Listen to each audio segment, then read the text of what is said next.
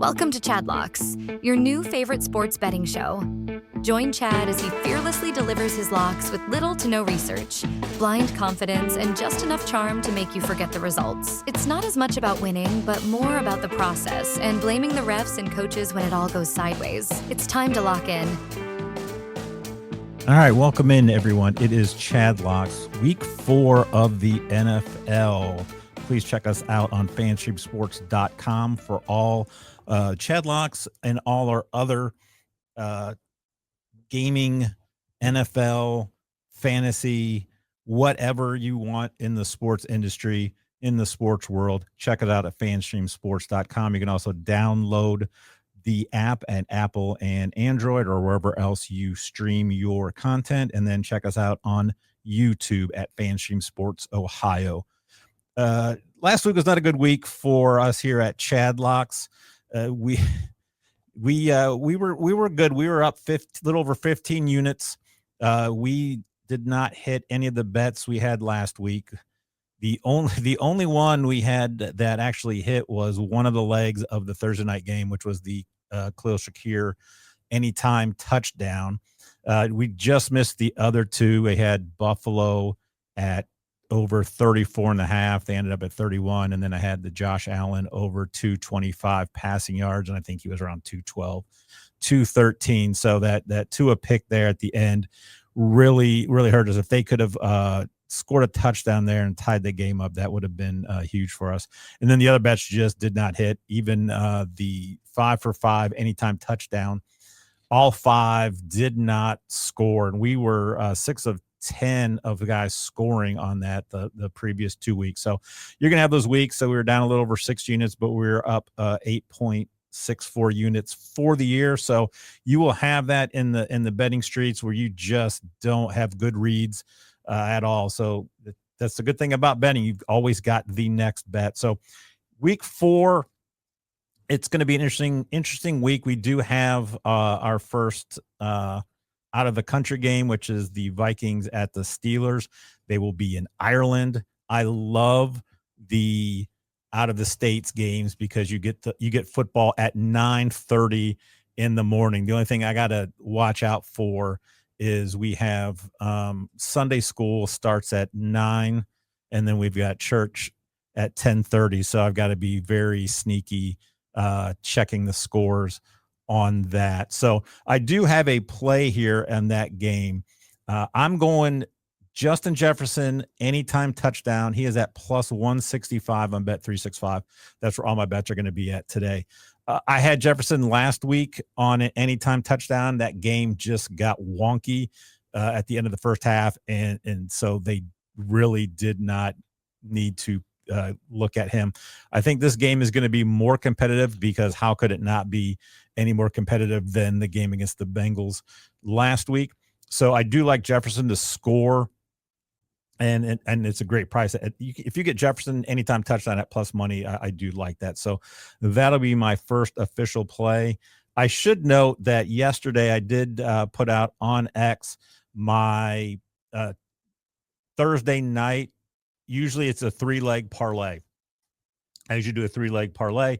I got too greedy and I added a 4th leg, which any of you that know what betting, that's never good. So the 3 that I originally had were Trey McBride, 5 or more receptions. He had 7. I had JSN 70 plus receiving yards, which he did hit on that last reception drive down the sideline. And then I had the Seattle money line, which that was $10. It would have won like 43. I got too greedy. I was drinking the Trey Benson Kool-Aid. I had Trey Benson over 21.5 receiving yards. He had 5 receptions. He ended up with 19 receiving yards.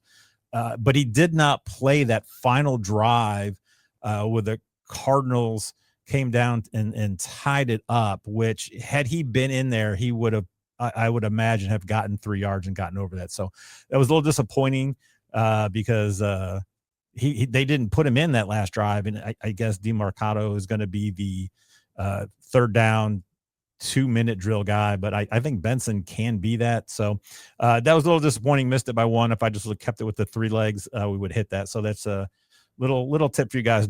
Just try to avoid adding that extra leg on your parlays.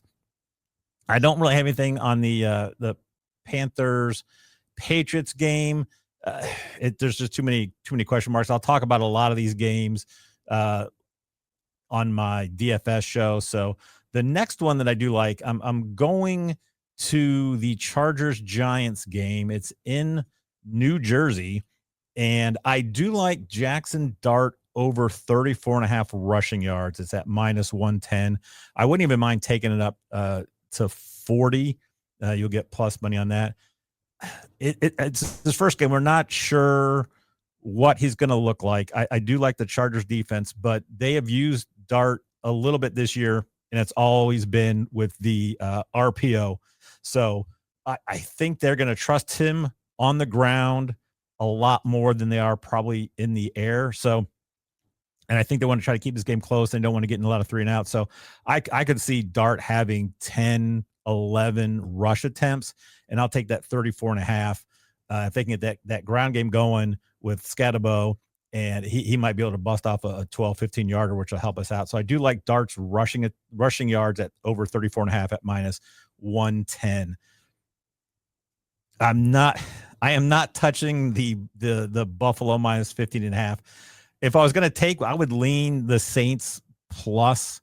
I have this weird feeling that game is going to be a little bit closer, even if it's not closer. Like the Saints are down 21-22, and then they get some late meaningless touchdown at the end. So I would take the Saints plus 15.5, but that's a lot of points to give an NFL team, but I'm just going to stay away from it because it's in Buffalo. The Saints are bad, but that's how I'd lean on that game. Eagles Bucks, that's a game I don't really know if I want to put money on it because I think I just want to enjoy watching that game. I do have a lot of fantasy implications in that game on both sides in a few of my leagues. A game that I do not want to watch is the Titans-Texans game. That game could be awful. The over-under is 39.5, and I think that might be too much. There are some good games this week. That Colts-Rams game is going to be interesting to see if the Colts are for real. I think I like the Rams -3.5 at home in that game. Ravens-Chiefs, that's going to be interesting because you got one of these teams is going to end up being 1-3. I guess they could end up 1-2-1, but one of these teams is going to end up 1-3, and I think it's going to be the Chiefs, and that's going to be so much fun for all you Chief haters out there. So I think that'd be a good game to watch. And then of course that's going to be one of the 4 o'clock. 4 o'clock games are pretty excellent this week. You've got Colts, Rams, Jags, Niners, Ravens, Chiefs. My Bears are in Las Vegas, taking on the Raiders. And you got the Packers, Cowboys, which is the return of Micah Parsons to Dallas. So I do have a couple plays in the Bears Raiders game. I am first going over 47.5 on that game. It's at -110. That could hit in the first half. The Bears defense is not good. The Raiders under Geno, they can move the ball. They have some talent with the receivers, and I think this is a Genty spot that he kind of finally goes off. And the Raiders defense is not good either. So I just think there's going to be a ton of points here. I don't think there's going to be a lot of stops. I think Geno can move the ball on this. He's a veteran. So I think they can move the ball. And you're telling me the over-under's under 50. So it's 47.5. I'm taking the over on that. And then I am going to take Genty, his over-under rushing yards. It's set right now at over 66.5 at -110. I do like that. I think I may ladder his rushing yards. He's at 66.5. If you just go to 70, that's at +100. 80 is at +165. 90 +250. I'm going to take him. I think I may just do a Genty 100+ rushing yards is at +375. And if you feel a little lucky, little crazy, over 130 is +1100. So I don't trust my Bears defense. I've watched them all this year, and it's just not good.